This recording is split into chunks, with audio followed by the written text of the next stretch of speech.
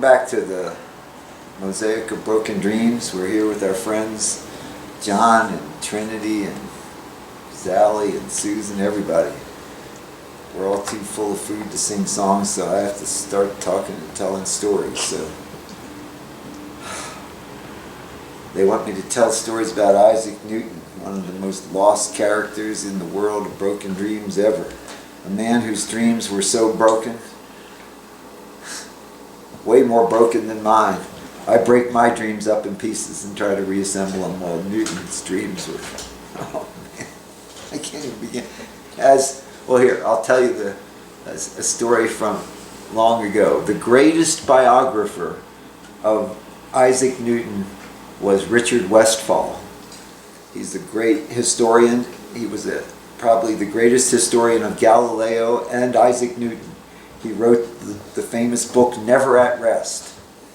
That's the greatest biography of Isaac Newton ever written, Never at Rest. That's a quote from Isaac Newton. Isaac Newton said, crudely misquote, Isaac Newton said, I'm not a vulgar mechanic who dabbles. He says, a real scientist is never at rest until he gets over every rub. Just works on the problem. He's like, and that really is Newton, never at rest. A neurotic, obsessive, almost driven with a sexual mania. That he was a lonely, unpleasant person. We suspect, homosexual, guilt-driven, possibly a virgin his whole life. How do I know this? I spent a night in Kingston, Canada, long ago at a conference with Richard Westphal, the great biographer, and I asked Richard Westphal, was Isaac Newton a homosexual? People say that he was. And I said, and Richard looked at me, he said, yes, but why do people always ask that? Westphal said, well, I said, well, you didn't put it in your book about him.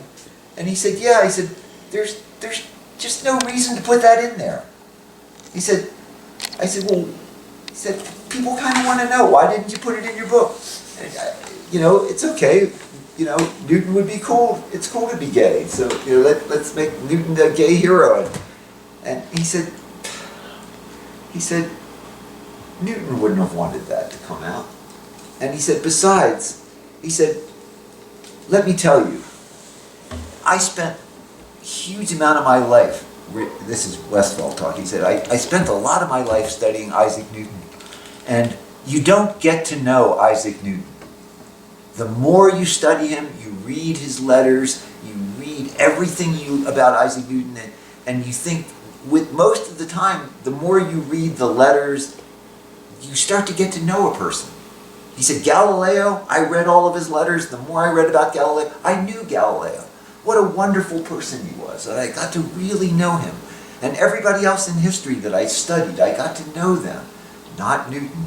The more you read about Newton, the more you read his documents, his letters, the more alien he becomes. The more weird he becomes. The more you realize you will never know who Newton is. And yes, he said, I read those homosexual love letters, and he said, they were so strange and so twisted and so, just alien and from another universe. He said, he said, the 17th century is bizarre enough. He said, the 17th century is stranger than you can imagine, David. But Isaac Newton was very strange. He was medieval. His guilt complexes were from the 12th century, and he was out of place in the 17th century, and yet he's about to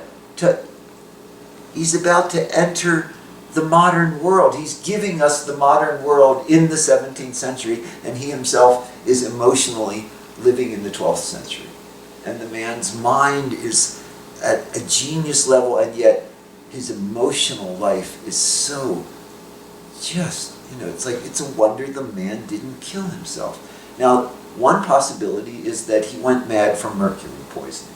He spent a lot of time boiling mercury, and doing alchemy experiments, and mercury causes a kind of schizophrenic paranoia from cumulative mercury poisoning. That's a possibility.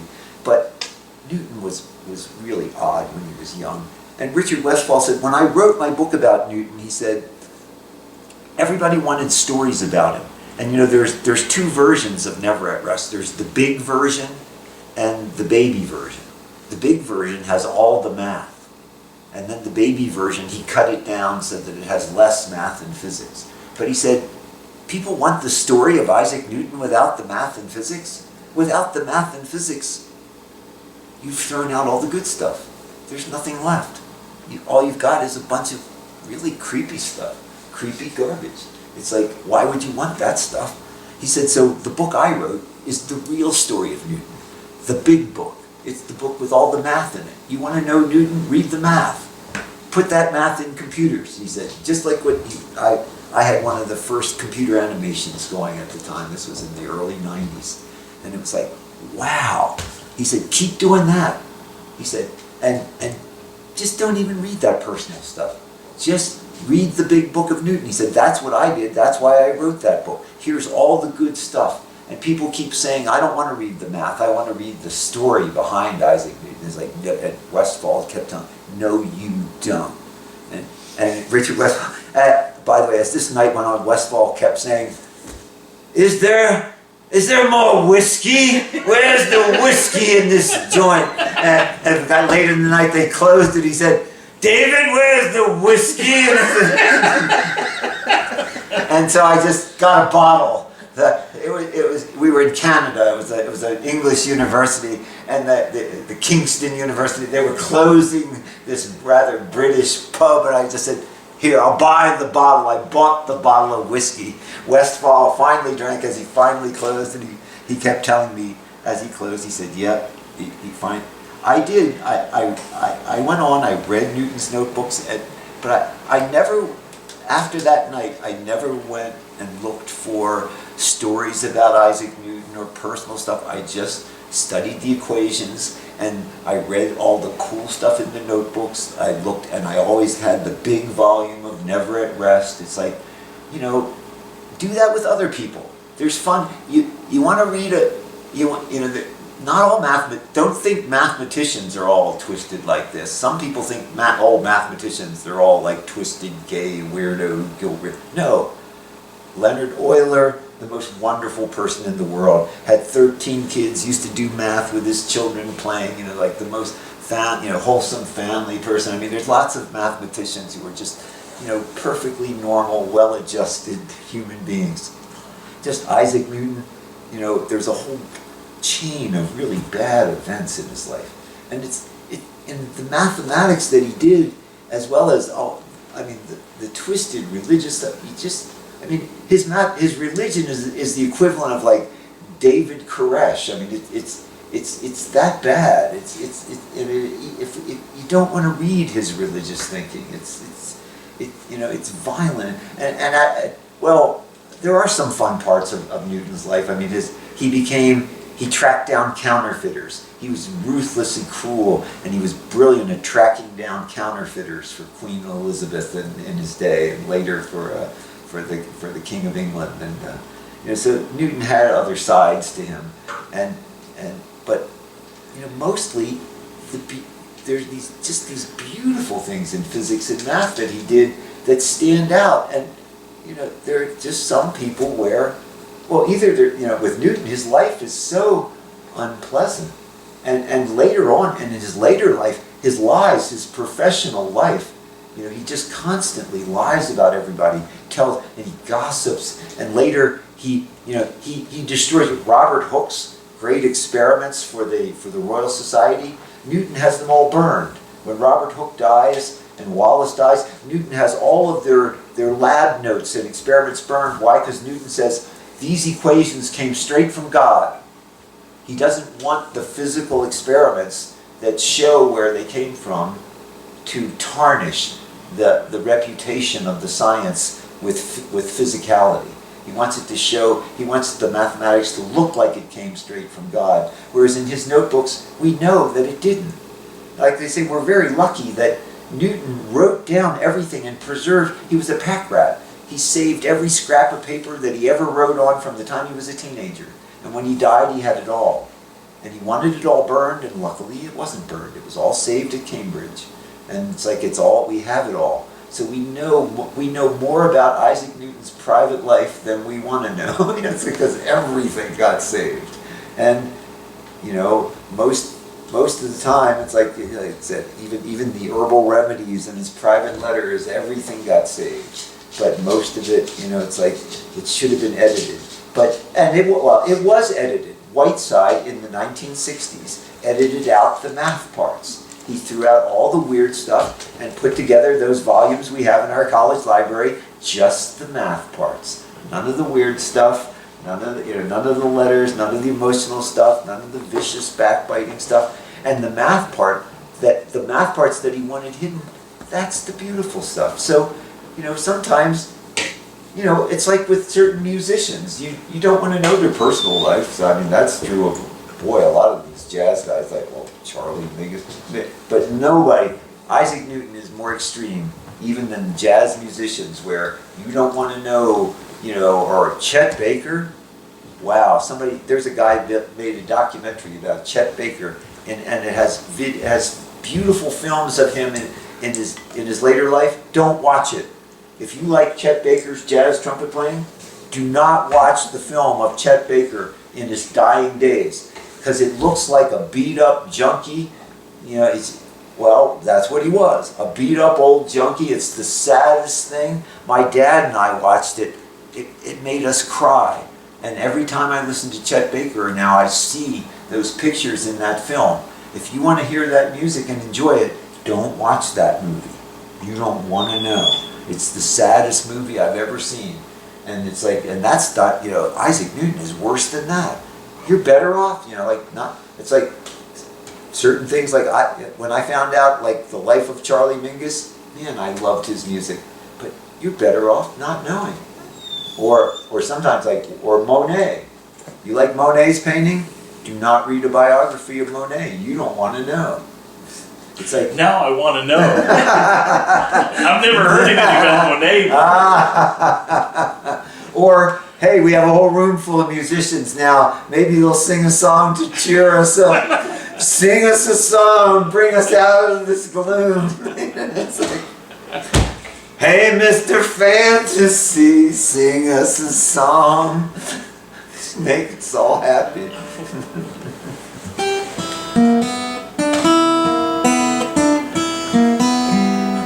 Well, there ain't no rich man sing them Delta blues. Yeah, there ain't no rich man sing them Delta blues. There ain't no poor boy wishing that was true.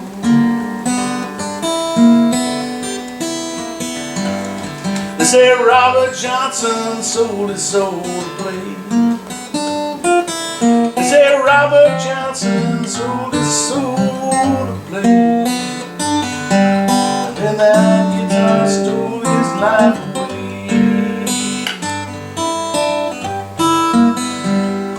'Cause there ain't no rich man sing the Delta blues.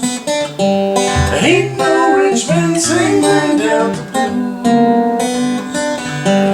There ain't no poor boy wishing that was true.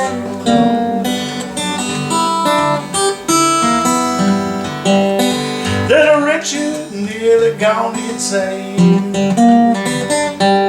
Little Richard nearly gone insane.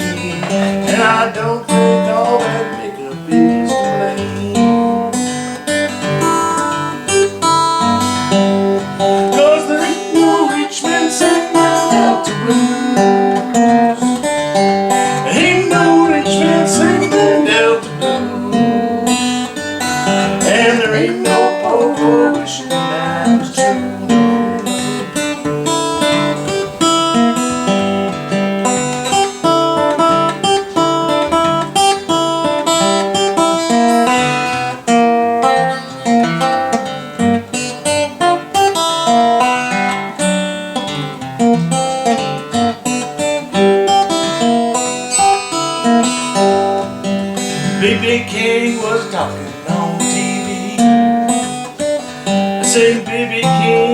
talking on TV.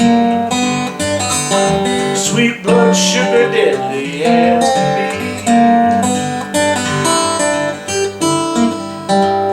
Cause there ain't no rich man singing Delta blues.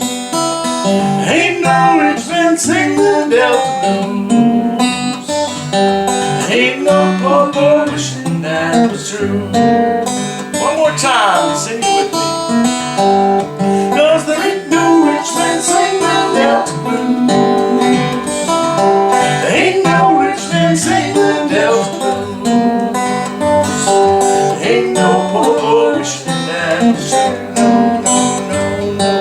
Ain't no rich man singing Delta blues.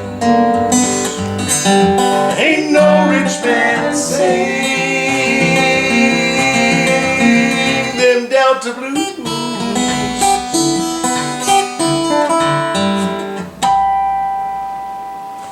What? Did y'all plan that? That song was fit so well in the conversation.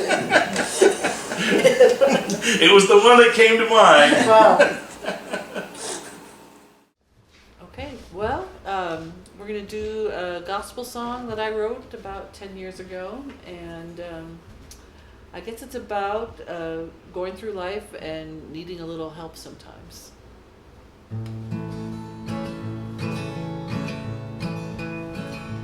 Won't you help me, Lord, my Savior? Won't you heed my daily cry? Won't you keep my soul from danger? 'Cause I know time is nigh. Won't you take this burden from me, that I can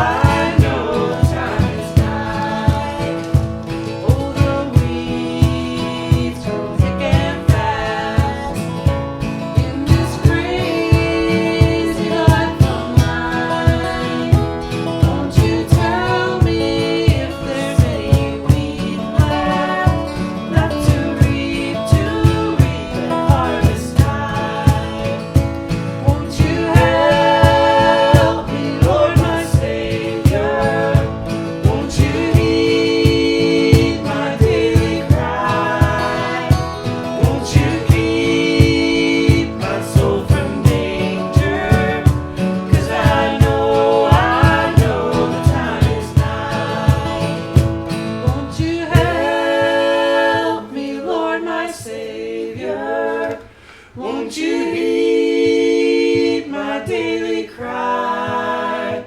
Won't you keep my soul from danger? 'Cause I know the time is nigh. All right. All right, well, you're Mosaic of Broken Dreams. We're going to do our favorite gospel song, Tremble. Were you there? All right, okay. I think that was right. Sorry, self-doubt kicked in. Okay, all right. It's time for realsies. Were you there? Hey, Were you there, aka we're going to Tremble? talk to Jesus now. And were you there? I think Yeah, some of us telling were Jesus. there. Jesus was there, Jesus was there. Let's try and to then he remember. wasn't there. But are all of us here? I wasn't there. I just read the words and I've been reincarnated so many times. I'm so The problem tired. is, You may have been I remember, and I was there doing bad things. Ooh, you I've were the done- guy on the left I've side. done bad things so many times. Yeah, I was there riding horses and killing people and doing Ooh. bad things. And I've only recently become good enough to even be a Christian. It's Good enough to after be a Christian. a Quite a phrase. 1,000 lifetimes of horses, swords, and brutality. I've finally become a Christian now that horses and swords and brutality are obsolete. I think it's coming back. Yep. Oh A little well. Songs about Jesus. Jesus came to tell us that horses and war were just not going to do it for us. So of the And finally, last they're season. obsolete. He was right. So here's the song about it.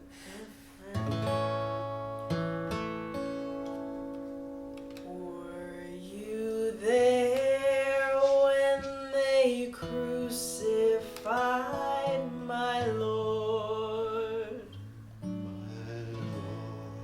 Were you there when they crucified my Lord?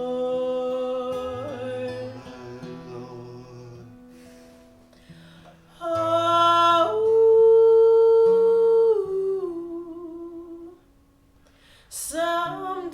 sometimes it causes me to tremble, tremble, tremble.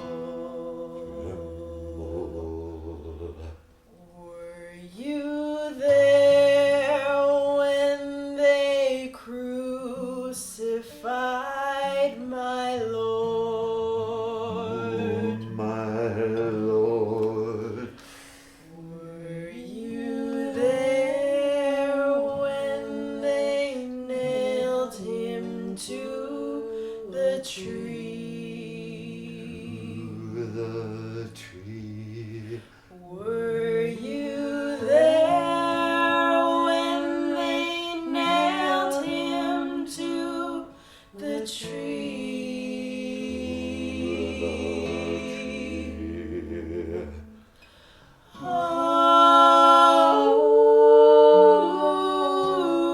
Oh, sometimes it causes me to tremble, tremble, tremble. Were you there when they nailed him to the tree? The tree. Were you there when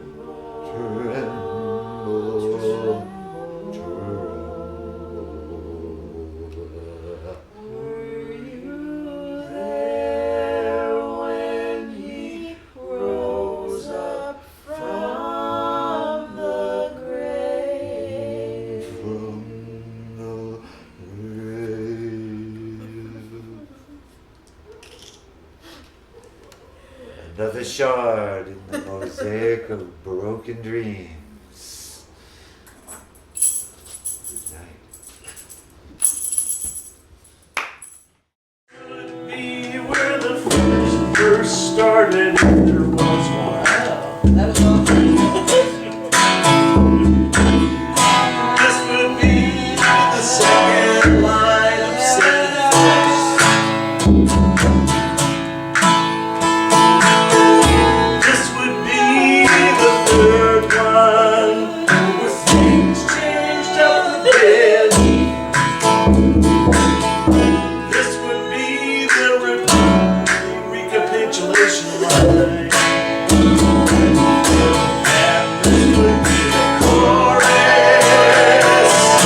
Yeah, this would be the chorus. And everybody hear it. And sing along. If it really was catchy, then they put it on the radio. This is how you write a country song.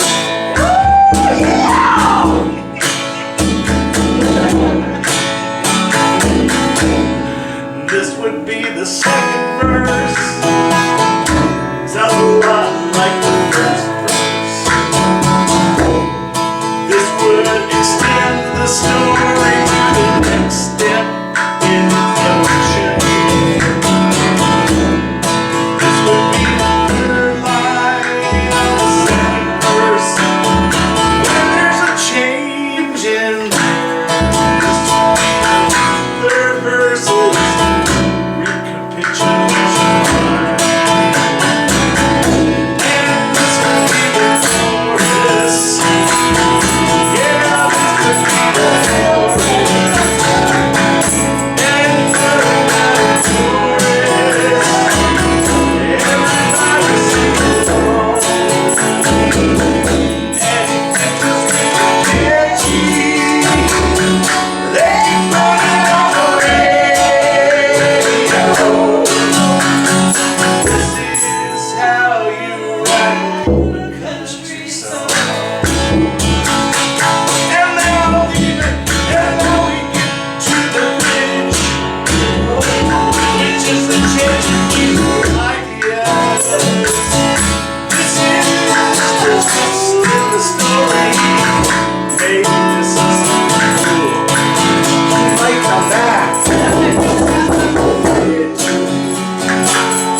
Everything is turned around here. This is how you write a country song.